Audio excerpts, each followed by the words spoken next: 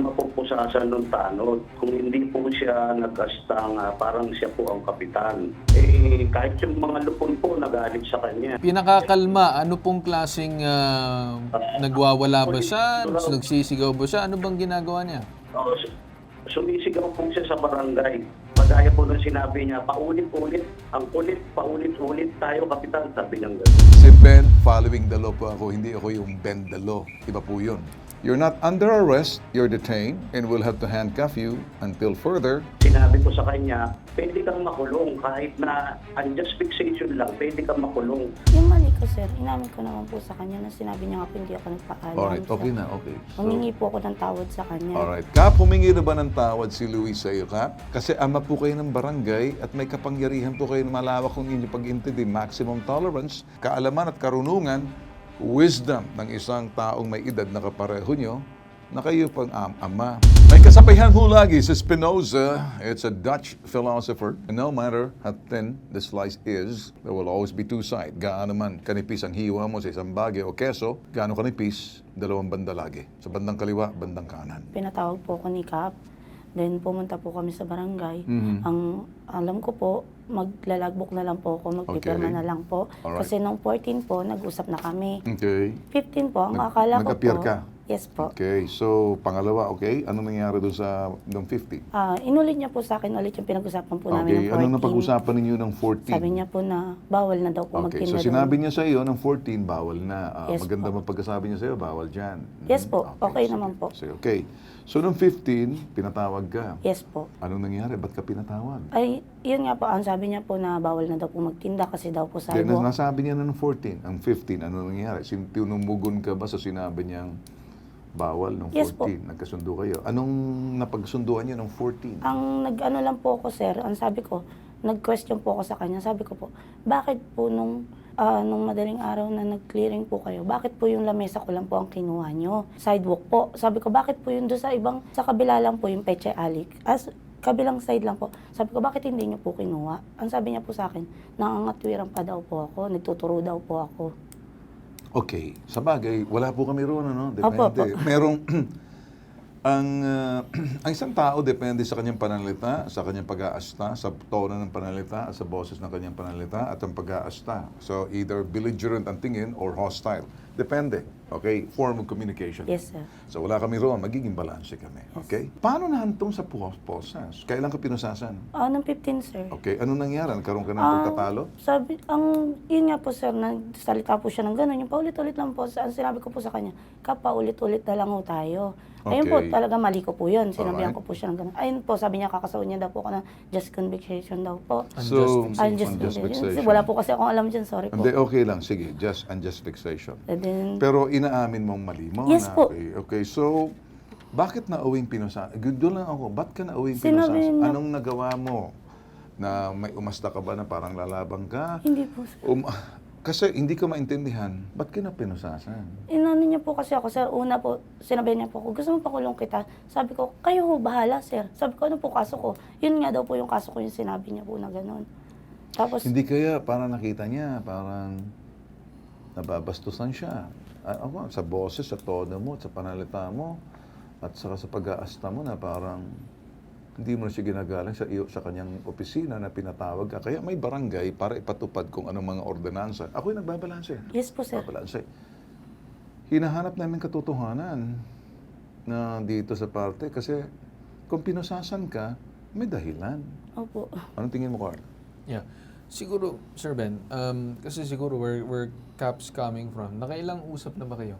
Pangalawa po yun, sir. Pangalawang beses? Yes po, sir. Ngayon ba, ma'am, yung pwesto ba dun sa sidewalk ay iisang pwesto mo lang? Or kunwari, pwede mo yung atras, may pwesto ka pang yung sa tindahan sa likod? Wala na po siya sa sidewalk, sir. Bali, nasa loob na po siya ngayon. Yan na yan? Yan Yes ang po. ngayon, Opo, sir. bago nagkaroon ng confrontation noong Yes March po. 15. Opo. Pero nung, bakit parang hirap ka na iusog na lang yung ano? Gusto ko lang malaman din. Yun nga po ang sabi ni Kap. Ang sabi niya po, kung sa loob yan, hindi namin papakailaman. Okay. Ayun po ang sabi niya. Sabi ko, hindi po kasi nagkasundo nung una, hindi po papaupahan.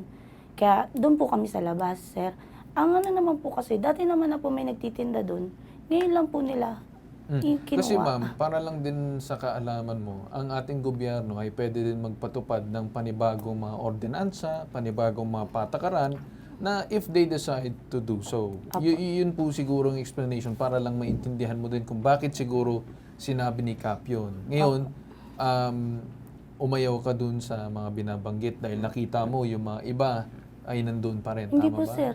Ang sabi ko nga po, sige po, ngayong araw din po aalisin ko. Mhm. Doon na po siya nag-ano na, gusto mo pakulong kita? Hindi, teka niya mo, po. sabi mo naman, parang, okay, ano? Hindi naman po siya mapupusasan ng tanod. Kung hindi po siya nagkastang parang siya po ang kapitan. Naging arrogante po siya. Pinaliwanag ko nga po sa kanya. Sabi ko po sa kanya, yung ginagawa mong pagiging arrogante, pwede kang makasukan dyan. Eh, kung mong babae o nagpapasensya ako, nakaharap po yung mga kagawad na iba at yung mga lupon po namin nandoon. Okay. Sinabihan na nga siya ng mga lupon na huwag kang mag-arrogante, magastang parang ikaw ang kapitan.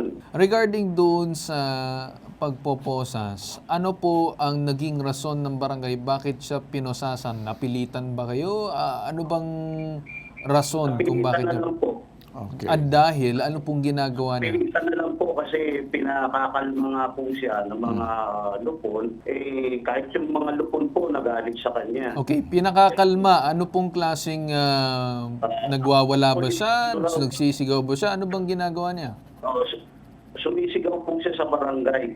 Okay. Okay. Tapos sinabi po niya, kagaya po nung sinabi niya, paulit-ulit, ang kulit, paulit-ulit tayo, kapitan, sabi niyang gano'n. Okay, sige. Alright, Sir Ben. Ika nga, we do not bend the law. Sumusunod pa. Si Ben, following the law po ako. Hindi ako yung bend the law. Iba po yun. Na inihirap-hirapan niya ako, ganyan. Okay. So, okay. Tapos sabi niya, Okay. bakit ako lang ang kinuha niyo? Ganun Okay. ang tono po ng pananalita niya eh. Okay, sige. Eh kasi po sir, tatlong gabi na po na ginagawang tambayan ng mga kabataan yun doon, yung lamesa niya, na naging kapabayaan niya po.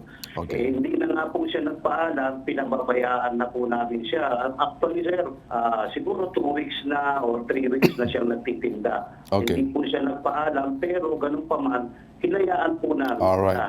Okay. Kasi po dumadami na sir yung mga nagpapaalam. Okay. Ngayon, sinabihan po namin sila na binigyan nga po namin sila na ng palugit hanggang Okay. kusan na lang kayo. Kap. Kasi ang dami ng nagpapaalam, ginagaya na. Alright. Meron pong kasabihan, we can restrain you, we can detain you for a while momentarily and poposasan ka namin kasi lumalabis ka na. Yes po. So, yun dapat ipinaintindi. Parang, you're not under arrest, you're detained, and we'll have to handcuff you until further na we'll do our investigation. Until further na matauhan ka. Pwede yun. Kasi nasa ulog ng opisina mo kung iisip mo na pambabastos. Medyo disrespectful to the authority sa tanggapan ninyo, pinatawag mo. Yes. Pero Kap, sigurado ba kayo ginamit ninyo maximum tolerance na ang maximum tolerance ay baka naman tayo Hindi na nga po ako ang nag-react, yung mga lupon po ang okay, Kasi okay. po babae, sinabi ko sa kanya, pwede kang makulong kahit na unjust fixation lang, pwede kang makulong. Kasi kapitan yung kausap mo, maayos ako nakikipag-usap sa'yo. Kasi parang ayaw po nila na nasisita, sir. Ang gusto ko rin maintindihan mo na may kapangyarihan ang lokal na pamahalaan sa barangay na ipatupad yung mga ordinansa. Kung hindi man kayo nagkasundo, kasi sabi ko, nasabi ni Kap, naging mahaba ang klampisi na doon sa mga sitwasyon na umabot 2 linggo, naging umpisa na lahat ng nakita na dahil ikaw yung titinda, gusto na rin yung ibang papaalam. Kaya doon sila na medyo nagsabi. Ilan taon na po kayo? 27 po. 27. Mukha ka kasing 18 eh. Hindi po. Kaya parang tingin ko sa'yo. Sa parting to, hindi kita pwedeng pilitin, pero magkabilang panig ang aking sinasabi sa'yo. Matanda ka lang kay Carl ng 1 taon. Yung mali ko, sir, inamin ko naman po sa kanya na sinabi niya nga po hindi ako nagpaalam. Alright, okay Sir. na, okay. Humingi po ako ng tawad sa kanya. Alright. Kap, humingi na ba ng tawad si Luis sa'yo, Kap? Yes po. Alright. Kasi- Napatawad mo ba, Kap? Kasi nga po, Hindi, Kap, humingi na ng patawad. Kayo parang ama ng barangay. At ang anak ninyo humingi na ng tawad. Mapapatawad niyo bang anak niyo pag lumapit humingi ng patawad? Simple lang yes, naman. sir, pinatawad ko po. Alright. Oo. So, okay, napatawad na ka na, Kap. So, anong problema natin ngayon, Kap? Wala na ba? Pwede ba nating ayusin na lang to? Hindi naman kami nakihimasok sa trabaho mo. Layunin lang namin na parang matapos ng problema na everybody goes back to their life. Kasi ama po kayo ng barangay at may kapangyarihan po kayo na malawak kung inyong pag-intindi, maximum tolerance. Nandyan po yung karunungan at kaalaman. Kaalaman at karunungan, wisdom ng isang taong may edad na kapareho nyo, na kayo pang ama. Wala na nga po. Sir, Kaya lang? Pinatawad ko na nga po. Alright. Nagtataka nga lang po ako ba't pumunta pa sa inyo. Okay, siguro Kap, kaya ginawa namin, paliwanag po namin na ayaw po namin dagdagan.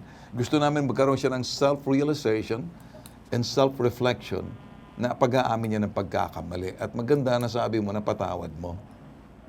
Yes po, sir.